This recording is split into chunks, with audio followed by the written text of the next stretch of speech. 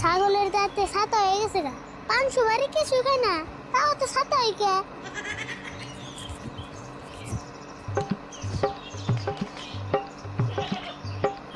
আরে বিরিয়ানি রেন্দে দিও আজকে।